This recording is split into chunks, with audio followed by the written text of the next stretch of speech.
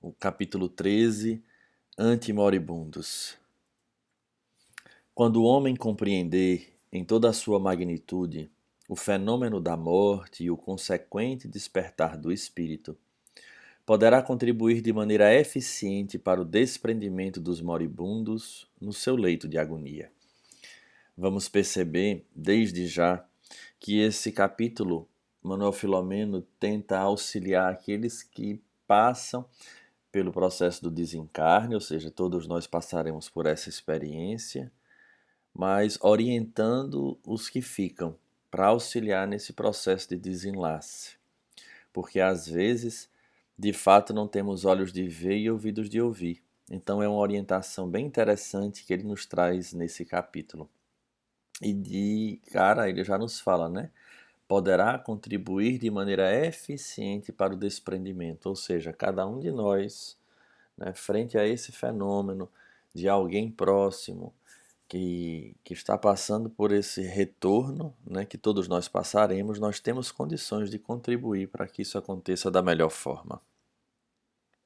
O comportamento materialista que o propele a uma existência de imediatismos faz que, diante da morte dos seres queridos, se entregue ao desespero, ou à blasfêmia, ou ao inconformismo, atirando perigosos dardos de ira naquele que necessita de paz, no momento grave em que se lhe encerra o ciclo biológico, no qual realizou o empreendimento de magna importância para o seu curso de evolução.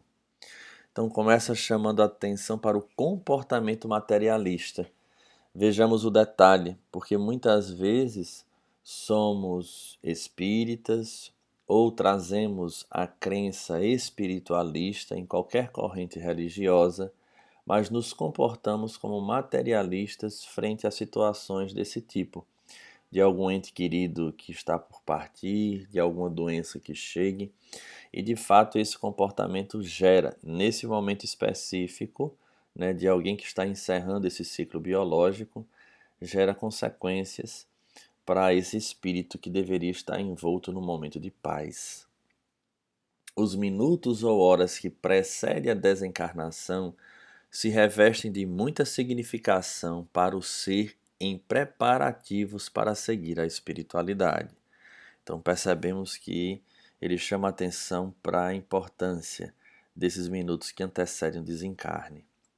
O afrouxamento dos laços perispirituais e consequente desfazimento deles ocorre entre sensações e emoções complexas que variam de criatura para criatura conforme o grau evolutivo que cada qual haja logrado. Então não existe um desencarne, um desenlace, um desfazimento desses laços perispirituais, um igual ao outro. Obviamente já sabemos que cada um é herdeiro de si próprio. Desse modo, deve transcorrer em clima de paz ambiente o processo liberativo, para que, no instante em que cessem as pulsações orgânicas, nenhum choque vibratório atinja o recém-desencarnado. Então, esse deve ser o clima. Daí o controle, né, que deve haver do pensamento, das palavras, das ações daqueles que estão acompanhando esse momento. Em face do desajuste comportamental do cotidiano, muitos familiares e amigos, sem o conveniente respeito pelo ser amado, criam uma psicosfera agressiva, na qual os petardos mentais alcançam o convalescente em estado de sono, perturbando-lhe o repouso que precede ao despertamento. Nas horas subsequentes, porque permanecem as conjunturas tumultuosas, o espírito se aturde ante as cenas chocantes que depara, quase sempre tombando em desequilíbrios equivalentes e injustificáveis. Então vejamos que o nosso pensamento perturba o repouso que precede ao despertamento. Daí a necessidade da vigilância, né, para os nossos pensamentos, para as nossas frases, porque de alguma forma isso atinge, fazendo com que este espírito, né, venha a entrar no mesmo grau de desequilíbrio que está sendo vivenciado por aqueles que ficaram. Logo se dá a ocorrência da desencarnação. O espírito acompanha, em calidoscópio mágico, todos os fatos da existência que acabara de viver, podendo, em breve espaço de tempo, aquilatar a respeito da conduta que se permitiu, com a automática avaliação de todos os seus atos. E, só então, passa a lamentar os erros como a abençoar os sacrifícios e as dores, as realizações nobres e as lutas travadas em prol dos ideais dignificantes, bem como as renúncias ocultas, a abnegação e os silêncios que beneficiaram outrem, como efeito do amor e da caridade a que se afeiçoou. Como é importante nós, de fato, estudarmos esse fenômeno da morte e buscarmos ter consciência cotidiana dele. Vejamos essa informação, né, que em breve espaço de tempo o indivíduo passa a ter uma visão geral da conduta que teve, né, da sua vida, né, observando todos os atos, e a partir daí ou ele lamenta ou ele de alguma forma abençoa e agradece os momentos em que conseguiu superar suas más inclinações.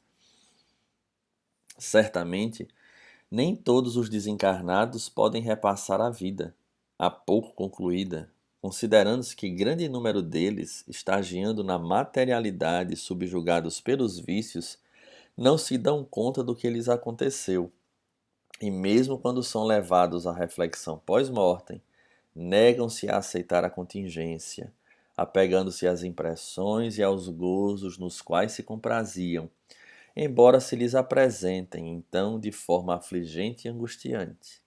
Então vejamos, de fato, cada um herdeiro de si. Há aqueles que não aceitam o fenômeno da morte e buscam continuar a vivência das coisas da matéria.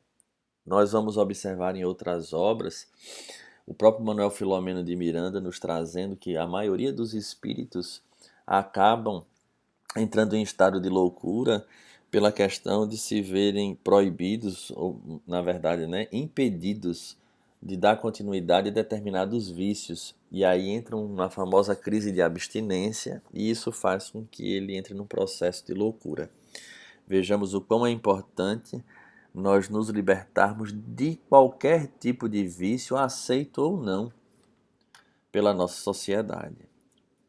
Esta perturbação se alonga pelo tempo em que as ilusões cultivadas predominam. Então, enquanto essa ilusão de querer vivenciar a Terra ela está viva, o sofrimento e a perturbação permanece, impedindo-lhes o despertamento da consciência longamente anestesiada pelos valores tóxicos da carne. O ambiente de harmonia, saturado de vibrações benéficas, contribui efetivamente para tornar ameno e compensador o momento da morte, mesmo para os que não se souberam utilizar quanto deveriam dos tesouros da vida, facultando que sobre eles os afetos espirituais possam exercer ação benéfica e até impeditiva da loucura ou dos pesadelos cruéis que a muitos assaltam. Vejamos a importância do ambiente harmônico saturado de vibrações benéficas, porque possibilita a aproximação desses espíritos que vão buscar auxiliar e amenizar algumas consequências diante de indivíduos que tiveram a vida pouco voltada para a espiritualização.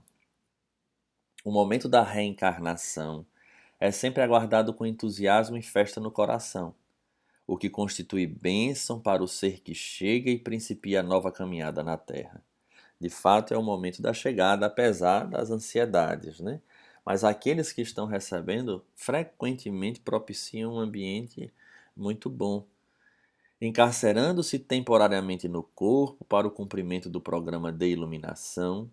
Quando chega a hora da libertação, seria de esperar-se que todos os que compartilham da experiência proveitosa e o próprio triunfador se alegrassem, cantando hosanas de felicidade e agradecendo as dádivas recebidas, que irão contribuir para a plenitude buscada. Era de se esperar que, se de fato nós tivéssemos um comportamento espiritualista, na certeza de que estamos retornando onde aqueles que nos precedem à volta estarão de alguma maneira, né, se olharmos pela perspectiva de que estão retornando, primeiramente, à verdadeira pátria, a reencontrar os afetos e, de alguma forma, em tese, ser aqueles que estarão nos aguardando quando nós retornarmos.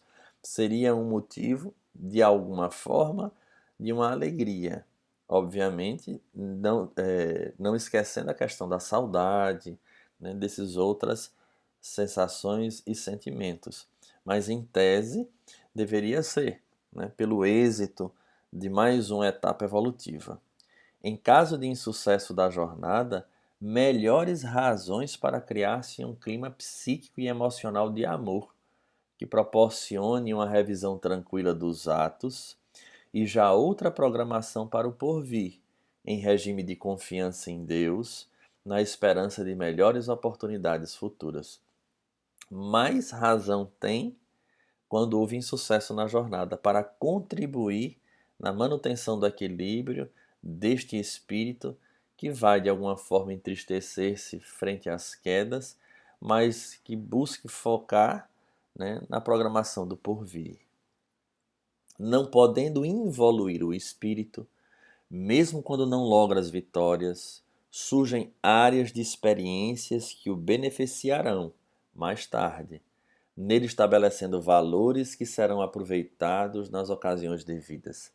Porque de fato ninguém passa pela existência sem adquirir a experiência, um conhecimento, algo que de alguma forma amanhã poderá lhe servir nessa estrada da evolução. A morte, portanto, é um momento de valiosa expectativa para o ser. Vejamos, né? Desse modo, o velório e o sepultamento prosseguem merecendo o mesmo respeito e consideração que se devotava ao desencarnado. Mais do que um ato social de aparência, na qual predominam os valores chãos das vaidades e ostentações, constitui um apelo ao sentimento fraternal e à solidariedade espiritual para ajudar aquele cujos despojos se acompanha para a inumação ou cremação cadavérica. Vejamos, isso é importante porque diante da própria prática espírita destituída de determinados cultos e exigências exteriores, muitas vezes, por desconhecimento, nós extrapolamos isso para essas convenções sociais e acabamos olhando esse momento do velório e do sepultamento como algo que não deveria merecer tanta importância. Quando, na verdade, nós vamos observar aqui o espírito Manuel Filomeno de Miranda nos chamando a atenção para que esse momento, né, constitua um apelo ao sentimento fraternal e à solidariedade espiritual, para ajudar aquele cujos despojos se acompanha para a inumação ou cremação. Então, na verdade, deveria ser um conjunto de indivíduos que têm respeito, afeto por aquele que retorna, onde todos mentalizariam essa ajuda, mantendo um clima de paz e de equilíbrio para que possa, de alguma maneira, repercutir sobre esse que agora retorna. E não apenas enxergar como uma questão social que estamos ali apenas para prestigiar e às vezes até para dar satisfação à família. Quando se compreenda que morrer é fenômeno indolor, que faz parte da vida, jamais a destruindo, compreender-se-á que naquele momento não se interrompe os intercâmbios afetivos, as necessidades emocionais nem os anelos do coração. Pelo contrário, a entrada na vida que estua noutra dimensão exige recursos próprios para tornar ditoso o recém-chegado, ou minoradas as penas que o aguardam. Então vejamos quão importante é essa manutenção, né, dessa consciência do que se passa nesse momento. Em toda parte, vige o intercâmbio psíquico e emocional, mantendo estruturas ou desarticulando-as, estimulando as aspirações ou diluindo-as, pois que é das mais poderosas forças existentes e que, infelizmente, ainda não é canalizada conforme seria de desejar-se. Então vejamos lá, a ligação psique-emocional, ela não se apaga, ela não se esvai, né? Pelo contrário, essa relação ela permanece, obviamente nem sempre canalizada da melhor forma. Haja-se, portanto, ante os que se estão desprendendo com dignidade e amor. A inevitável saudade e a próxima ausência física, que tanto maceram, não se podem converter em instrumentos de agressão espiritual ao ser amado. Vejamos como ele é enfático nisso. Ele não está recriminando quem sente a saudade, né, a falta, né, da presença física, mas que essas situações não se convertam em instrumento de agressão espiritual. Afinal de contas, cedo ou tarde, pelo fenômeno natural, né, da vida, haverá o momento do nosso retorno ao plano espiritual. Antes de pensar em si, aquele que fica, se realmente ama, pense em quem segue e ajude-o, a fim de que mais rapidamente possa tê-lo de volta para o convívio espiritual. E, desse modo, se prepare, por sua vez, para a própria viagem que em breve ocorrerá, quando se reunirá a esse afeto, então sem mais angústia nem adeus. Mostrando aí, né, que de fato nós possamos contribuir para a plena recuperação e o mais rápido para que ele possa voltar dentro das possibilidades e permissão para um convívio saudável espiritual. E não esquecermos de manter o foco em nós próprios numa preparação digna que nos dará a possibilidade de retornarmos ao plano espiritual tendo condições de mantermos essa convivência de uma maneira feliz. Que estejamos atentos de fato a essa situação corriqueira, porque afinal de contas, né, todos aqueles que convivem conosco, assim como nós, retornaremos um dia. E é bom saber proceder da melhor maneira, porque até aí, neste momento, dá para se viver a caridade, segundo entendia Jesus.